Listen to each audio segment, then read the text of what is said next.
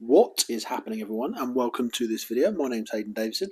In this video I'm going to talk about Amazon FBA being passive or not. So I think there's a lot of people, specifically, funnily enough, the people that are selling a lot of courses to you, telling you that Amazon FBA is passive income. So I wanted to sort of wrap this up in my head from someone that's got a few years experience doing Amazon FBA now.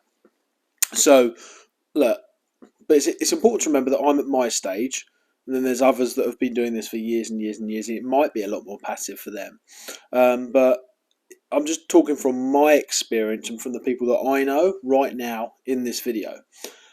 Amazon FBA is not passive, but it can be up to a certain extent, and let me explain.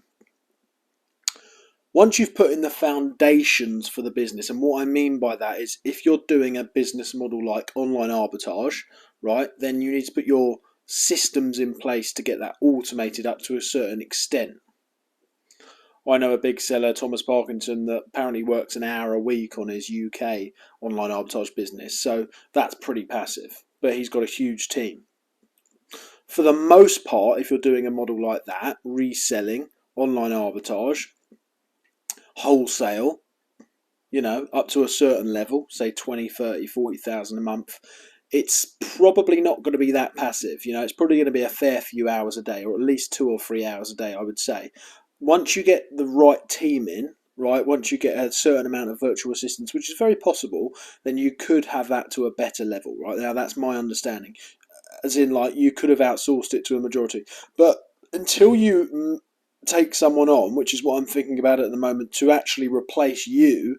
For example, me, I need to get someone probably in the UK that really, really knows what they're doing in order to look after my virtual assistants. Until I get to that stage, or until I have an amazing just manager in general that is more of a CEO, right, then yeah, you've still got to manage the team, and there's still cracks in the team that you have to fill, like VAs are going to manage a certain part of your business, but they're going to clock off. And when they clock off, sometimes things arise, right?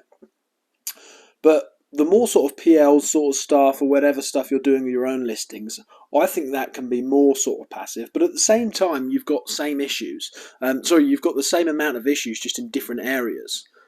Just because you're making more profit and you don't have to keep sourcing loads of different items, that doesn't mean you're not going to have other issues with your prep center. That doesn't mean you're not going to have other issues. When I say issues, I mean you need to get, when you're rising the volume, the more sales, things slip through the gaps. Maybe things aren't going out as fast as you need them to, and then you've got to jump in and say to your virtual assistant, what's happening here? Why is it not moving?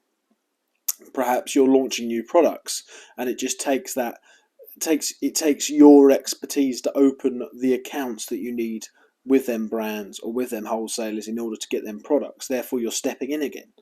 So, to summarize it, Amazon FBA can be fairly passive, as in, like, if I just wanted to maintain what I've got, probably do a couple of hours a day.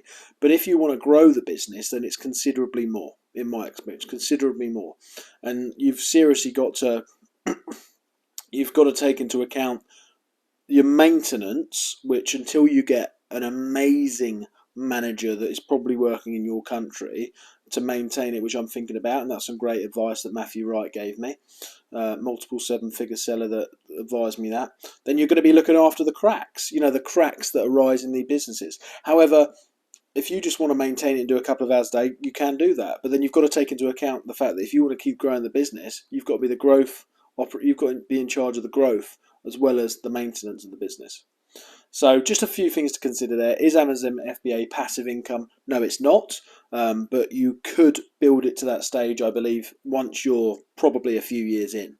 So yeah, and then it can be fairly passive, as sometimes I'll work 3 hours a day, but generally I work more because I'm trying to grow the business. So I hope that makes sense. It depends on your ambitions and stuff like that. But anyway, make sure you like and subscribe, and I'll see you soon.